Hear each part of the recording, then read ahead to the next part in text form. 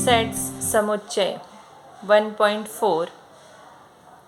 पिछली बार मैंने आपको number of elements in set A plus number of elements in set B equal to number of elements in A union B plus number of elements in A intersection B, ये संबंध बताया था। तो ये संबंध याद होना बहुत ज़रूरी है इन सवालों के लिए।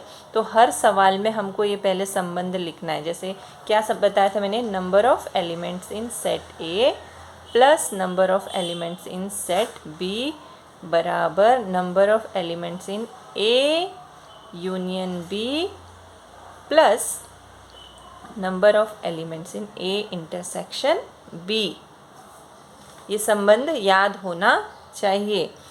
अब जो भी दिया है मान, वो मान डालिए। Number of elements in set ए कितने हैं, 15। तो यहाँ इसकी जगह लिखिए 15, बीच में प्लस का चिन्ह। Number of elements in set B, B के घटकों की संख्या कितनी है नहीं पता है, तो उसकी जगह पे number of elements in set B लिखिए बराबर number of elements in A union B, A union B के घटकों की संख्या 29 जमा ए इंटरसेक्शन बी 7। तो अब ये 15 जमा number of elements in set B बराबर 29 और 7 कितना हो गया, 36। अब ये समीकरण हम आसानी से हल कर सकते हैं। इस 15 को मैं उधर भेजूंगी, राइट साइड में भेजूंगी यहाँ पर। तो ये निकालना है हमको। तो number of elements in set B बराबर क्या हो जाएगा, 36। 15 अपना स्थान परिवर्तित करेगा, बदलेगा, तो उसका चिन्ह भी क्या हो जाएगा, बदल जाएगा। तो 36 में से 15 गए तो कितना, number of elements in set B, B के घटकों की संख्या बराबर 6 में से 5 गए 1, 21। इस तरह से हमें करना है। ये अगर संबंध आपको याद है तो आप आसानी से सवाल हल कर सकते हैं। अब अगला सवाल है, एक छात्रावास में 125 विद्यार्थी हैं। टोटल विद्यार्थी 125 है, उसमें से 80 विद्यार्थी चाय पीते हैं, 60 विद्यार्थी कॉफ़ी पीते हैं, 20 विद्यार्थी चाय और कॉफ़ी दोनों प्रकार के पेय पीते हैं। तो एक भी पेय न पीने वाले विद्यार्थियों की संख्या ज्ञात कीजिए। पहले सवाल को समझना बहुत ही ज़रूरी है। एक छात्रावास में 125 विद्यार्थी हैं, टोटल विद्यार्थी 125 हैं। तो माना हमने कि सभी विद्यार्थियों का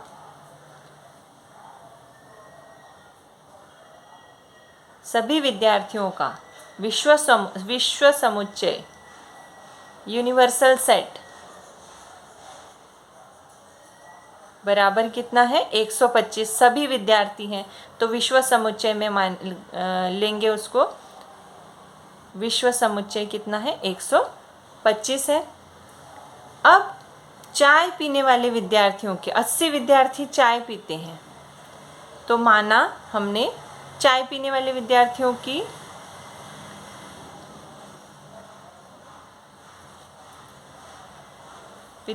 संख्या कितनी, 80।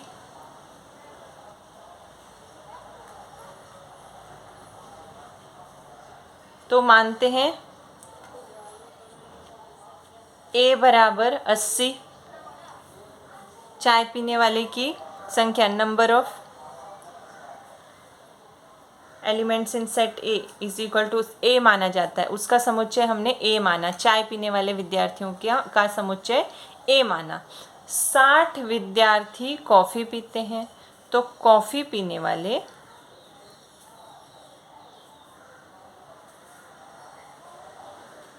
विद्यार्थियों की संख्या मानी हमने बी।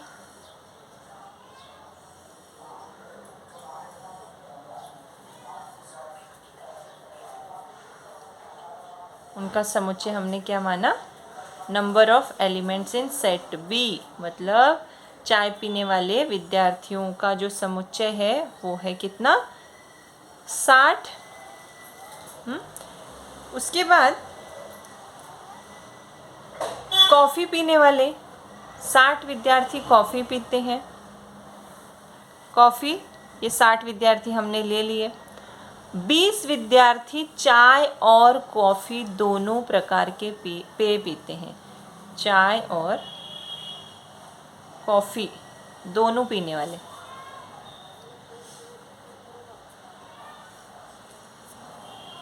दोनों पीने वाले।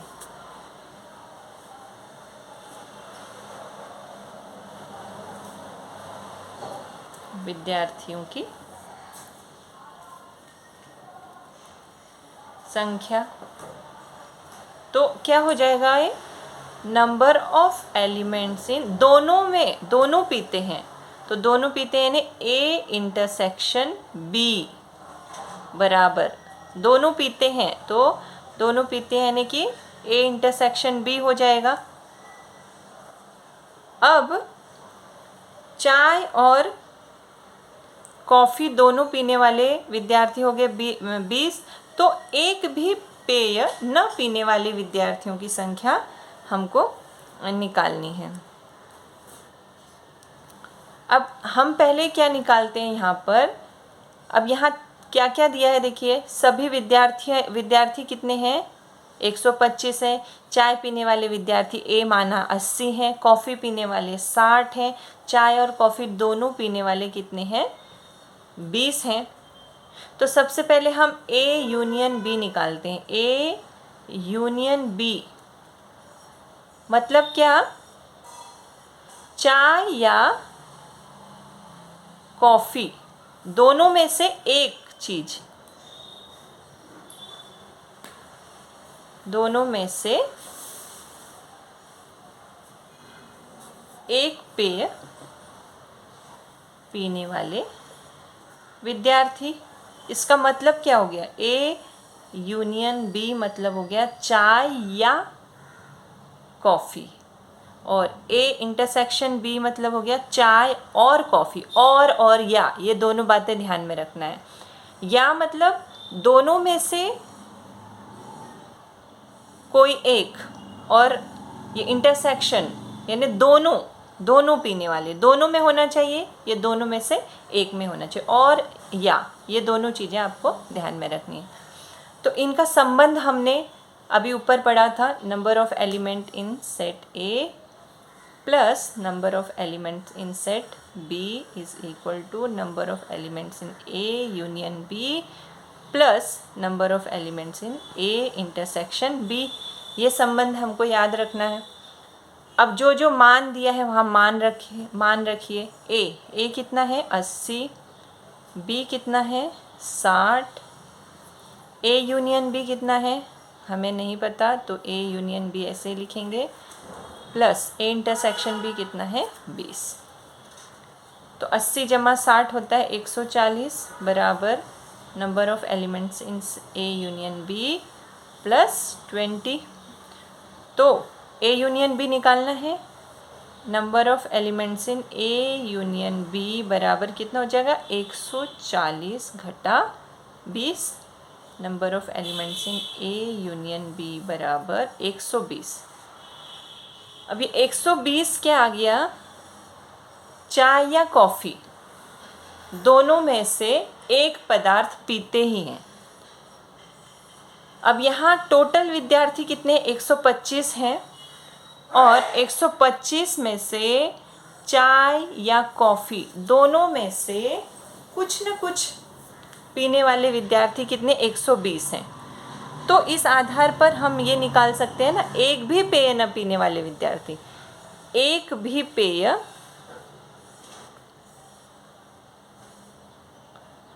न पीने वाले विद्यार्थी कितने हो जाएंगे फिर,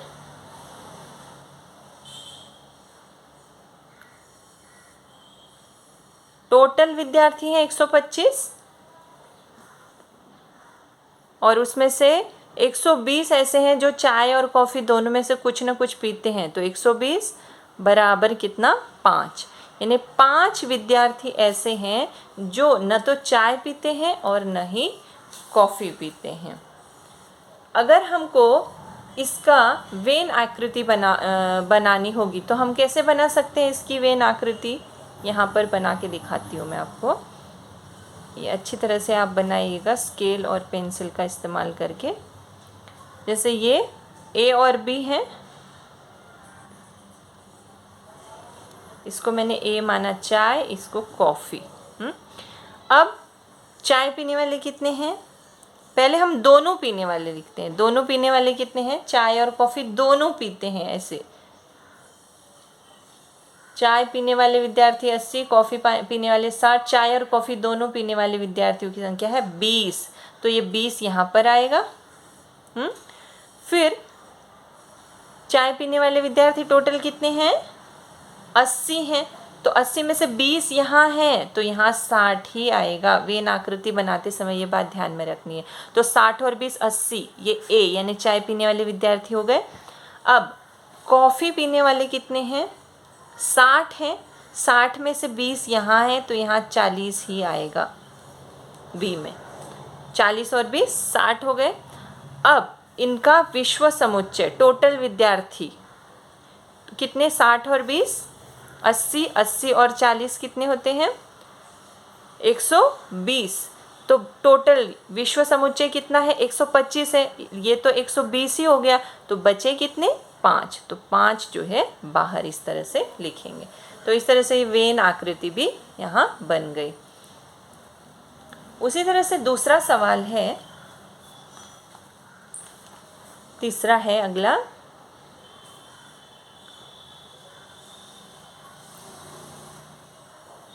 एक विद्यार्थी प्रतियोगिता परीक्षा में 50 विद्यार्थी अंग्रेजी में उत्तीर्ण हुए, 60 विद्यार्थी गणित में उत्तीर्ण हुए, 40 विद्यार्थी दोनों में उत्तीर्ण हुए, एक भी विद्यार्थी दोनों विषयों में अनुत्तीर्ण नहीं हुआ।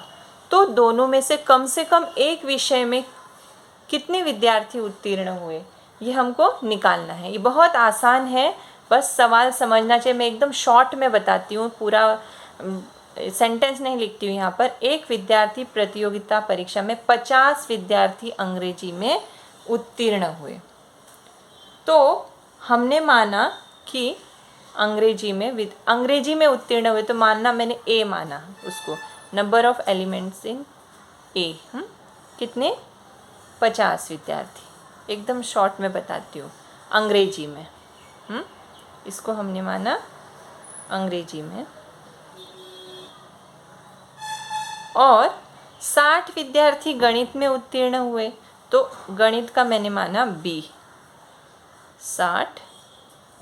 आप इसे वाक्य में भी लिख सकते हैं, मैं आपको एकदम सीधे सरल उसमें है यहाँ पर समझा रही हूँ कि किस तरह से ये होता है। वहाँ पर मैंने पूरे डिटेल से समझाया, यहाँ पर एकदम शॉर्ट में, ताकि आपको कन्फ्यूज़न ना हो कैसे वो आया। यहाँ पर एकदम क्लियर समझेगा आपको कि ए यूनियन बी कब लिखना है, ए इंटरसेक्शन बी कब लिखना है, नंबर ऑफ़ एलिमेंट्स ए क्या है, number of elements in B क्या है। ये हमको मानना है कि अंग्रेजी के नंबर ऑफ़ एलिमेंट्स यानी विद्यार्थी जो पास हुए वो उनकी संख्या 50 है। अब दूसरा विषय क्या है, गणित। गणित के कितने हैं, 60 है। उसके बाद दोनों में उत्तीर्ण विद्यार्थी हैं, 40 विद्यार्थी दोनों में उत्तीर्ण हुए। दोनों में मतलब हो गया number of elements in A intersection B. दोनों में से किसी एक, ऐसा आता तो ए यूनियन बी होता, लेकिन यहाँ दोनों में है तो दोनों में मतलब 40। ठीक है, तो ये A union B, A intersection B मतलब गणित और अंग्रेजी दोनों में पास हो गई है। दोनों में ये जो विद्यार्थी है वो पास हो गए। अब हमको क्या निकालना है कि एक भी विद्यार्थी दोनों विषयों में अनुत्तीर्ण नहीं हुआ, तो दोनों में से कम एक विषय में, तो किसी एक विषय में निकालना है, यानी कि ए यूनियन बी कितना, ये निकालना है। तो हमको संबंध पता ही है, number of elements in set A plus number of elements in set B बराबर number of elements in A union B plus number of elements in A intersection B. अब केवल मान रखना है हमको इन चारों का। ए का मान कितना है 50, देखिए इससे आसानी से समझेगा आपको। बी का मान कितना है 60 है, बराबर ए यूनियन बी नहीं पता तो वैसे ही लिखेंगे ए यूनियन बी, और ए इंटरसेक्शन बी 40 है तो यहाँ 40 लिखेंगे।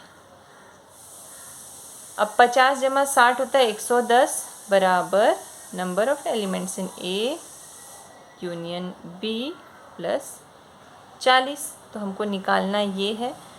तो number of elements in A union B बराबर कितना हो जाएगा 110 घटा 40। तो 110 घटा 40 कितना होगा, number of elements in A union B बराबर 70। यानी दोनों में से कम एक विषय में कितने विद्यार्थी, या तो 70 विद्यार्थी या तो गणित में पास हुए हैं या अंग्रेजी में पास हुए हैं।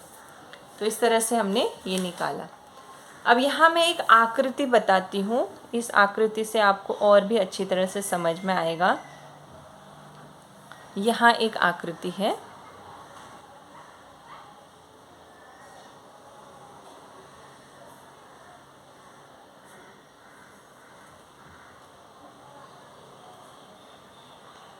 यहाँ ए और बी,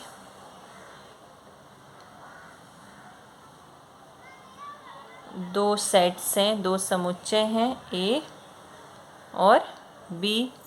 ए में कौन क्या क्या है, एक्स वह है, वाई है, जेड है और एम है और एन है, एम एन दोनों में है, P Q R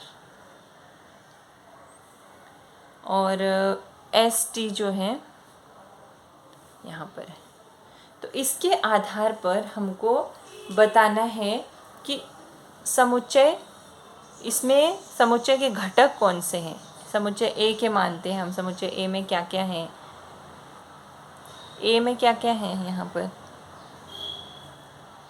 X Y Z M N, X Y Z M N दोनों में है, तो ये सब इसके घटक X Y Z M N. अब बी में क्या है,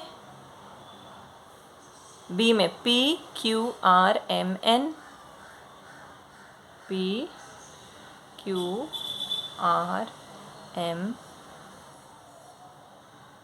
एम एन, ये बी में है। फिर A union B, A union B, A union B यानी क्या, या तो एक्स में ए में है या तो बी में है। तो ए या बी में क्या क्या, एक्स वाई जेड, जो दो बार है वो नहीं लिखना है यहाँ, X Y Z M N P Q R, ये या तो एक्स ए में है या तो बी में है, जो दो बार है एम एन, यहाँ भी वहाँ भी ऐसे नहीं लिखना है, एम एन दोनों में है तो एक ही बार एम एन को मैंने लिखा। अब यूनिवर्सल सेट, विश्व समुच्चय क्या होगा इसका, यूनिवर्सल सेट विश्व समुच्चय यानी कि जो ए में भी है, बी में भी है और ये बाहर भी है, तो ये पूरा हो जाएगा विश्व समुच्चय।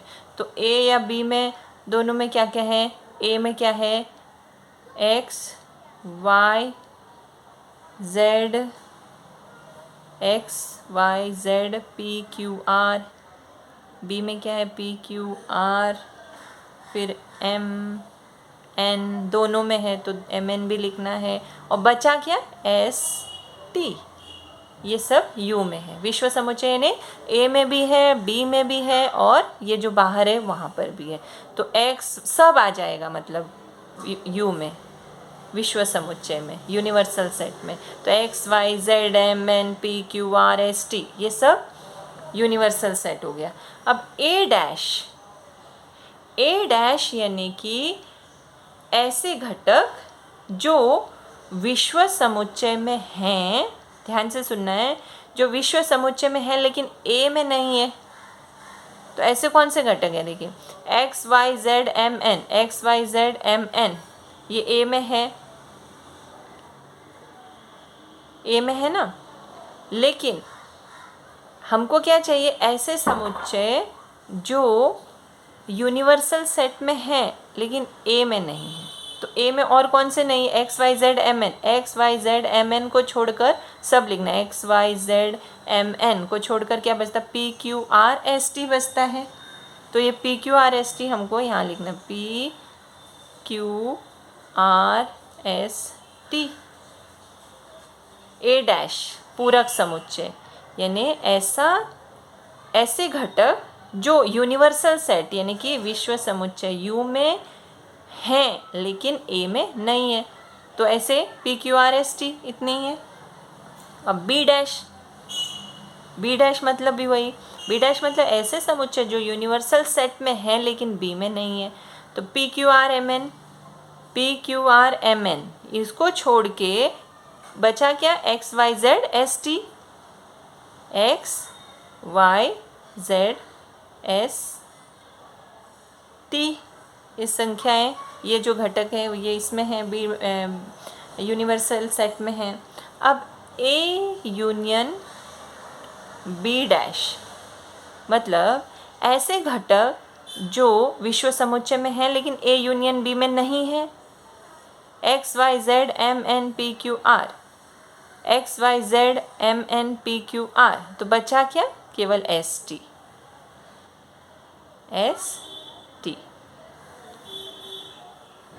तो इस तरह से ये हमने 1.4 किया। इसको बहुत अच्छी तरह से, बहुत आसान है ये, केवल आपको इसका मतलब ध्यान में रखना है। यदि आप इसका मतलब ध्यान में रखेंगे और दोनों के बीच का जो संबंध है वो ध्यान में रखेंगे तो ये आसानी से ये सवाल हल कर पाएंगे।